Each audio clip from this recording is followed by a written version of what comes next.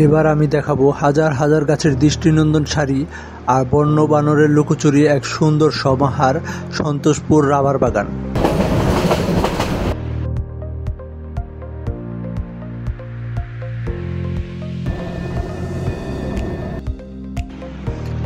এখানকার প্রাকৃতিক সৌন্দর্য, শাল, গজারি গাছ, বন্যপ্রাণী, পাখিদের কিচিরমিচির শব্দ যে কোনো মানুষকে দিবে নির্মল আনন্দ।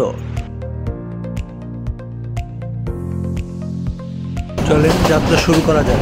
আমরা এবার গেছি ঢাকা থেকে ময়মনসিংহে ট্রেনে করে। ট্রেনে জার্নি সবসময় আমার ভালো লেগেছে, আপনাদেরও খুব ভালো লাগবে। দুই পাশে গজারি গাছ, গাজীপুরের মাঝখান দিয়ে বুক চিরে চলে যাচ্ছে ময়মনসিংহে। কোথায় কেমনে যাবো, কোন দিকে যাবো? এদিক দিয়ে?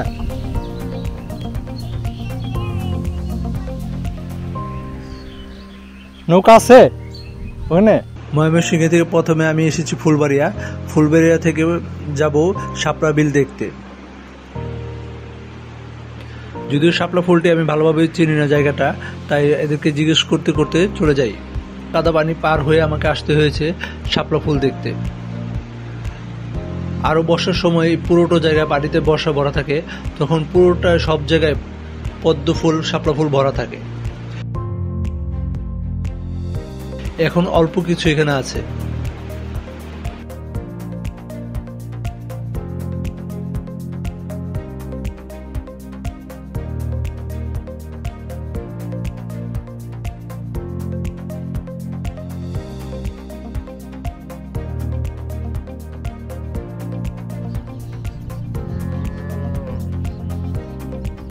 পদ্মবিলে যাবো কোন দিক দিয়ে?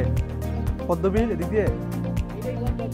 এটাই পদ্মবিল, সামনে যাওয়া যাবে। নৌকা আছে? নৌকা আছে এখানে?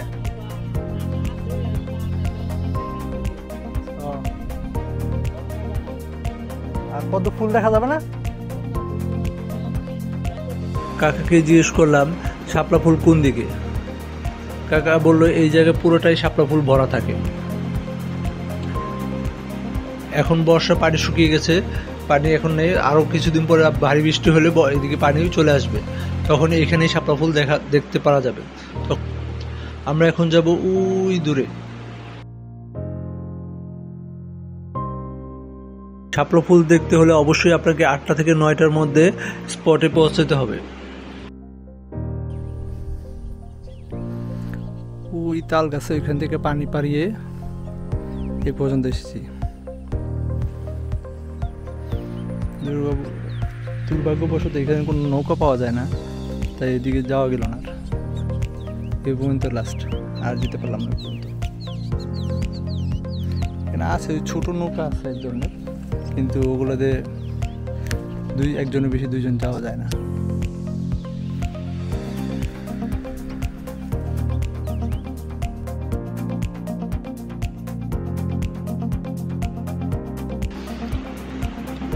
এখানে বেশ কিছু শাপলা ফুলের পাতা দেখা যাচ্ছে, বাট একটু দেরি হওয়াতে আর এখন মনে হয় শাপলা ফুল নেই। তাই আমরা ফিরে আসলাম অন্য একটি জায়গা যাওয়ার জন্য। লোকজন বললো সে ওইখানে গেলে নাকি শাপলা ফুল পাওয়া যায়। জায়গাটার নাম হয়েছে গোদারাঘাট। লোকজন বলল গোদারাঘাটে গেলে নাকি শাপলা ফুল দেখতে পাওয়া যাবে, তাই তার উদ্দেশ্যে যাত্রা শুরু। টেসলা মামা আমাকে রকেট গতিতে শাপলা দেখার জন্য গোদারাঘাট নিয়ে আসলো। যাওয়া আসা ভাড়া নিয়েছে 100 টাকা।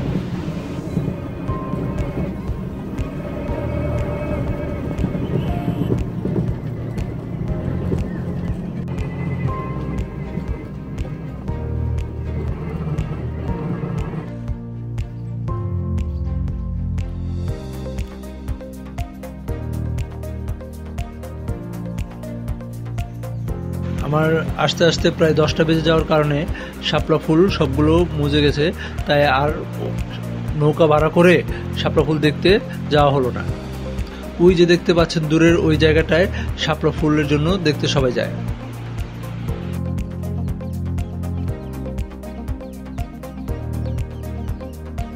এই নৌকা ভাড়া করে আপনি আধা ঘন্টা 15-20 মিনিটের জন্য ঘুরে আসতে পারেন, আবার দেখেই চলে আসতে পারেন। ভাড়া পড়বে 100 টাকা থেকে 200 টাকার মধ্যে। নৌকার মাঝি কই? ফুল কি আছে না সব ছিঁড়ে নিয়ে গেছে? সেখান থেকে আর চলে আসি সন্তোষপুর রাবার বাগানে।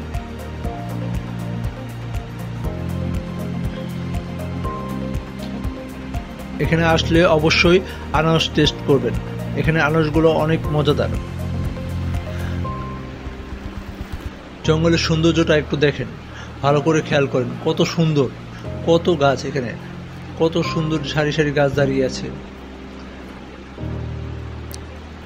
যতক্ষণ থাকবেন, যত দেখবেন তত ভালো লাগবে। আমি আনারস খাচ্ছি এখানে, আনারসটা খুবই মজা, খুবই সুস্বাদু ছিল। চারদিকটা একটু দেখেন কত সুন্দর। আমি চেষ্টা করছি কষ্ট করে আপনাদের জন্য কিছু ভিডিও দেখার জন্য, আপনারা অবশ্যই আসার চেষ্টা করবেন।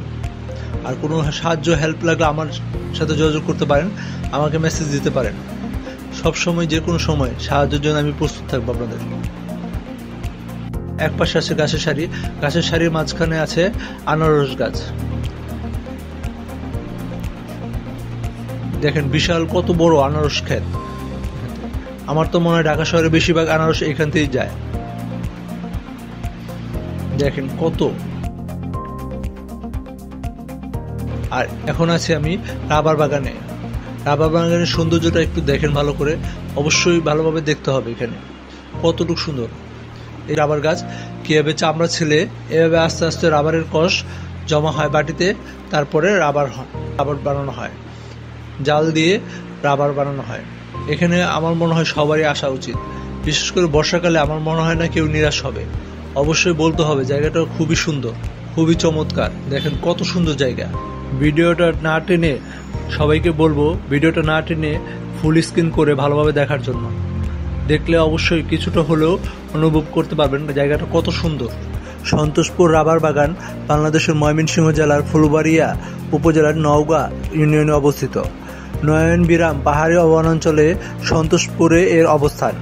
এটি তৈরি করা হয় 80 দশকের দিকে। বাগানটি বাংলাদেশ বন বিভাগের অধীনে নিয়ন্ত্রিত। সন্তোষপুর রাবার বাগানটি প্রায় 106 একর পাহাড়ি জায়গা জুড়ে বিস্তৃত।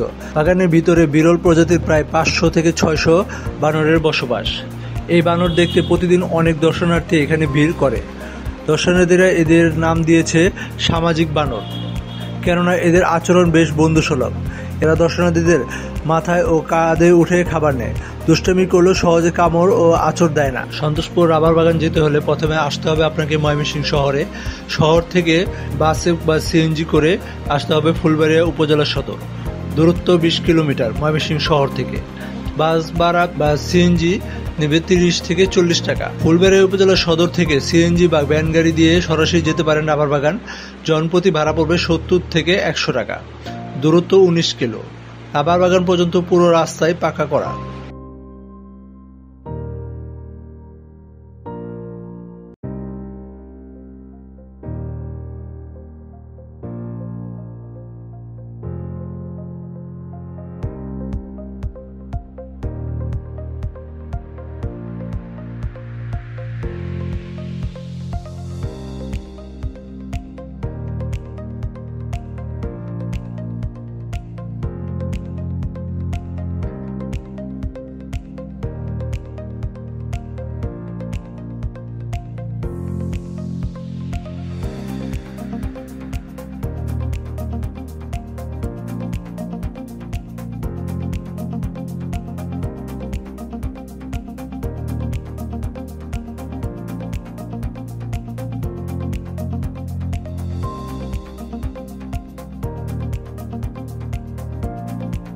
শুধু পরিবেশটা একটু দেখেন, কত শান্ত, কত সুন্দর।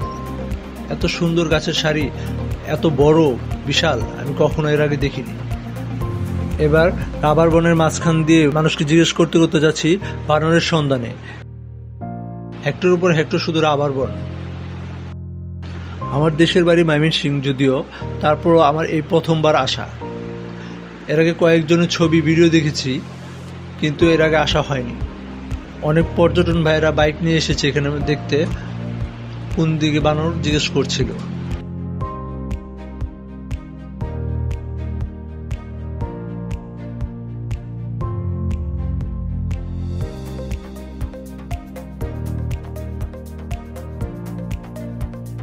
রাবার বনের পাশে গজারি বন, দেখেন মনে হবে যেন আপনি গাজীপুরে চলে এসেছেন।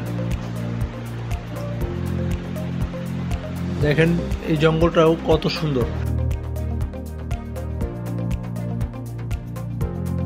এখানে আর কেউ নেই, শুধু আমি একাই। মাঝে মধ্যে দু একজন বাইক দিয়ে আসে, আমি একাই হেঁটে হেঁটে চলছি।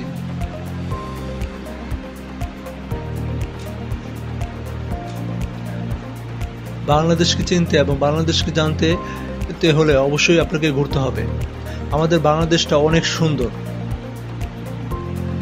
যদি আপনি কখনো না দেখেন তাহলে কখনো বুঝতে পারবেন না। অবশ্যই আপনাকে প্রচুর ঘুরতে হবে এবং দেখতে হবে, নিজের জন্য বাঁচতে হবে।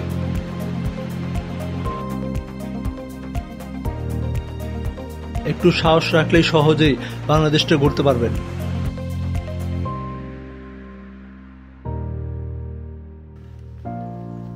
এই যে চলে এসেছি বানরের এখানে। দেখেন শুরুতেই বানর বসে আছে, দোকানের নিচেই বসে আছে এবং কাছে গেলেও ভয় পাচ্ছে না, কিন্তু আপনাকেও ভয় দেখাচ্ছে না। শুনেছি এই বানরগুলো খুব বন্ধুত্বপূর্ণ। দেখা যাক, চলেন। ওই দেখেন দোকানের নিচে থেকে বেরিয়ে এসেছে। রাস্তার মাঝখানে মানুষের পাশে বসে আছে।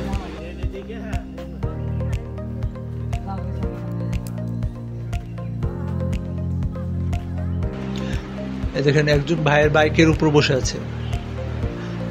তার মানে বোঝা গেল এখানে বানরগুলো আসলেই খুব বন্ধুত্বপূর্ণ। দেখেন ছোট্ট বানর নিশ্চিন্ত মনে বসে আছে, আবার একটু ভয়ও দেখায়। দেখেন এখানে বানরগুলো আসলেই অনেক বন্ধুত্বপূর্ণ। একটা বানরও চলে যাচ্ছে না, কাছে আছে, খাবারের জন্য অপেক্ষা আছে। আপনি গেলে এখানে অবশ্যই তাদের জন্য চেষ্টা করবেন কিছু খাবার নিয়ে যাওয়ার জন্য। তারা কিন্তু খুবই বন্ধুত্বপূর্ণ, তাদের ভয় পাওয়ার কোনো কারণ নেই। আপনার কাছে আসলেও আপনি ভয় পাবেন না, ভয়ের কোনো কারণে। তারা কখনো কাউকে ক্ষতি করবে না, যদি আপনি কখনো তাদের ক্ষতি না করেন।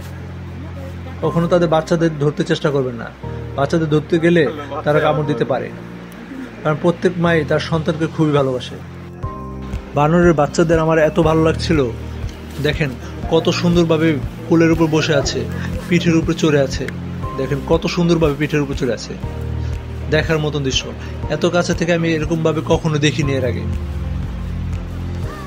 আপনারা যাবেন, আপনাদের বাচ্চাদের নিয়ে যাবেন, খুবই খুশি হবে তারা বানরকে দেখে। ভয় পাওয়ার কোনো কারণ নেই, একটু সাবধানে থাকলেই হবে। দেখেন এই বানরটা কত ছোট বাচ্চা, দেখেন পিঠে করে নিয়েছে। বানররা তাদের সন্তানদের খুবই ভালোবাসে। এই দেখেন বানরের দল বেঁধে চলছে। বানরের নেতা সামনে আছে, আর একদল এই পাশ থেকে একদল বনের এই পাশ থেকে ও পাশে চলে যাচ্ছে। আমিও তাদের পিছনে পিছনে ফলো করছি। আপনি যদি একটি বানরকে ক্ষতি করার চেষ্টা করেন, সবগুলো বানর একসাথে দল বেঁধে আপনাকে আক্রমণ করবে। সুতরাং সাবধান, কোনো বানরের গায়ে কোনো আঘাত করবেন না, কোনো রকম দৌড়ানো দিবেন না, কখনো ভয় দেখাবেন না।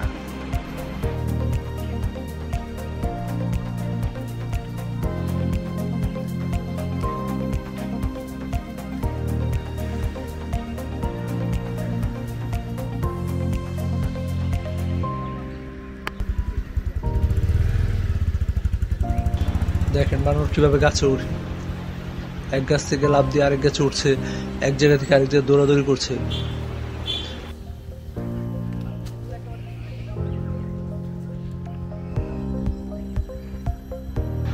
এই ভাইটা দেখেন কত কাছে থেকে খাবার দিচ্ছে। দেখেন সে বাইকে চড়তে চায়, বাইকে করে সেও নাকি ঘুরে বেড়াবে।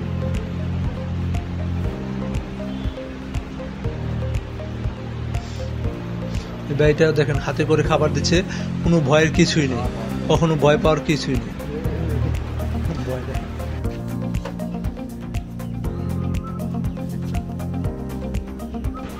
ও দেখেন কিভাবে ঘাড়ের উপর লাফ দিয়ে উঠে বসেছে, কিন্তু কখন কামড় দিচ্ছে না, কত সুন্দরভাবে আস্তে করে ধরেছে। দেখেছেন একই জাতির। কত সুন্দরভাবে আস্তে করে মাথায় ধরেছে। ভয় পাওয়ার কোনো কারণ নেই। যদি আমিও ভয় পেয়েছি প্রথম দিকে, কিন্তু পরে দেখলাম যে কোনো ভয় পাওয়ার কোনো কারণই নেই। মনে হবে যেন ভাইটির পালিত, দেখে মনে হচ্ছে এমন। ভাইটি হালকা পাতলা কিছু খাবার এনেছে, খাচ্ছে। দেখেন বন্ধু বানিয়ে ফেলেছে।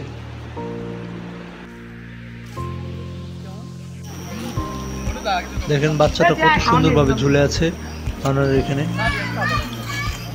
ওরা ওখানেই ঘুমাতেও পারে ঝুলে ঝুলে।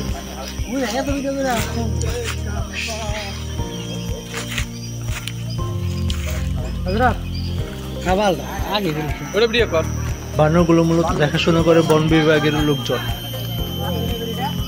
বানরদের জন্য সুন্দর পানির ব্যবস্থা করে দিয়েছে। বানররা এখান থেকে পানি পান করে। কৃতজ্ঞতা জানাই এত সুন্দর ব্যবস্থা করে দেওয়ার জন্য, বানরগুলোর দেখাশোনা করার জন্য। সবাইকে আবারও অনুরোধ করব, যেখানে সেখানে প্লাস্টিকের জিনিসপত্র ফালাবেন না। ছোট ছোট বানর বাচ্চাগুলো এরা বুঝতে পারে না, দেখা যাবে হয়তো বা খেয়ে ফেলেছে, মুখ গলায় আটকে গেছে। তাই খুব সাবধান। প্লাস্টিক, পানির বোতল যেখানে সেখানে ফেলাবেন না। এটাও তাদের জন্য, পরিবেশের জন্য খুবই ক্ষতিকর। দেশকে ভালোবাসুন, দেশের মানুষকে ভালোবাসুন, দেশের প্রকৃতি পরিবেশকে ভালোবাসুন, দেশের পশু পাখিকে ভালোবাসুন।